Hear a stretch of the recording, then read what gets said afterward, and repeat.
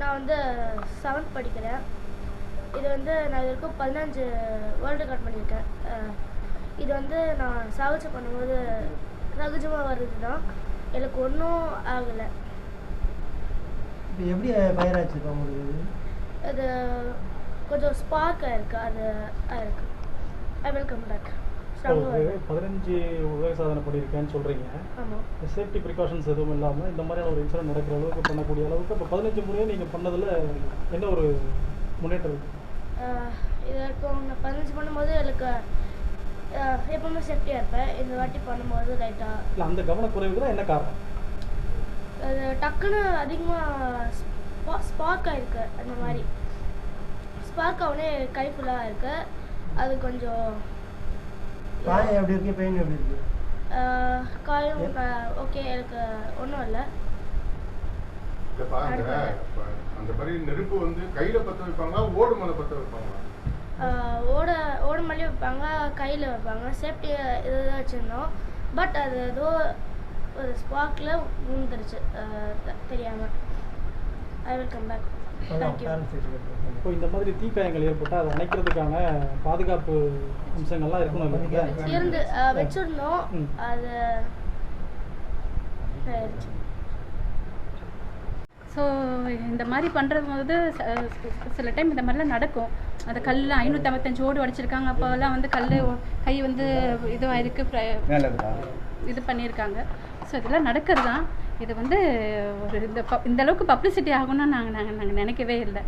ஏன்னா குழந்தை வந்து ஜஸ்ட் ஒரு ஸ்பார்க்குனால தான் இதுவாக இருக்குது. ஸோ இது இவ்வளோ ஸ்ப்ரெட் ஆனதுக்கு எப்படி எங்களுக்கே இது தெரியல. இது அவனுக்கு ஆனது கூட எங்களுக்கு தெரியல. இந்த மாதிரி ஸ்ப்ரெட் ஆனது தான் எங்களுக்கு வந்து ரொம்ப பதட்டமாக இருக்குது. அவன் நல்லா இருக்கான், ஆரோக்கியமாக இருக்கான், அவன் போல்டாகவே பேசுகிறான், நீங்களே பார்த்துருப்பீங்க. ஸோ அவன் நல்லா இருக்காங்க.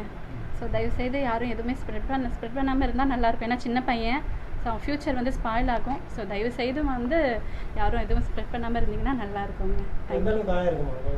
லைட்டாக காயம் தாங்க, ஒரு நெருப்பு காயம் பட்டால் எப்படி இருக்குமோ அதுதான். அவன் ஆரோக்கியமாக இருக்கான், நீங்களே பார்க்குறீங்களே பேசுகிறாப்புல. ஸோ அதெல்லாம் ஒன்றும் அதை வந்து ஒன்றும் இல்லைங்க, லைட்டாக தான் உங்களுக்கும், அதெல்லாம் ஒன்றும் இல்லைங்க.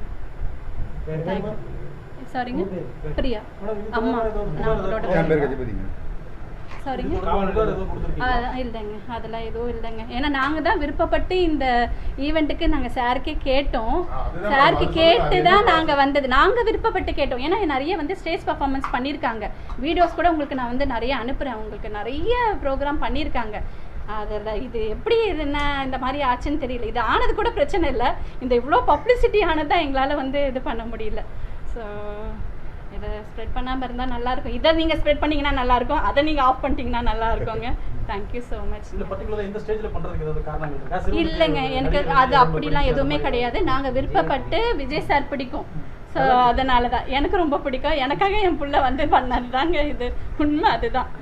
ஸோ எனக்காக என் பிள்ளை பண்ணாங்க, அதனால தான் பண்ணது.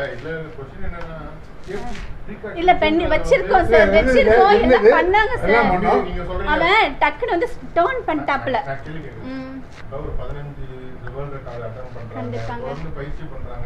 எல்லாமே வந்து என்னன்னா அது எல்லாத்துலயே எந்த அளவுக்கு பாதுகாப்பா இத பண்ணாங்க. கண்டிப்பாங்க சார். இன்னுமே நாங்க வந்து இன்னும் கேர்ஃபுல்லா இருக்கணும். எங்களுக்கு ஒரு இதுதான் சார், வேற ஒண்ணும் இல்ல. சோ இதுதான் இன்னுமே நாங்க எல்லாமே எடுத்துட்டு வந்திருக்கோம். உங்களுக்கு ஃபயர் வந்தா என்ன நடக்கும் அது எல்லாமே. ஏன்னா இதெல்லாம் வந்து நாங்க ரெகுலராகவே பண்ணிட்டு இருக்கிறது தான். ஸோ இன்னுமே நாங்கள் கேர்ஃபுல்லாக இருக்கணும்னு எங்களுக்கு ஒரு இது. ஸோ ஒன்றும் இல்லை, குழந்தை நல்லா இருக்காங்க, ஆரோக்கியமாக இருக்காங்க. மறுபடியும் இதே மாதிரி நிறைய வீடியோஸில் இந்த மாதிரி பார்க்க தான் போகிறீங்க. ஸோ அதுக்கு சப்போர்ட் பண்ணுங்கள். அந்த வீடியோ ஆஃப் பண்ணிவிட்டு இந்த வீடியோ நீங்கள் பப்ளிசிட்டி பண்ணிங்கன்னா நல்லாயிருக்கும். Thank you so much.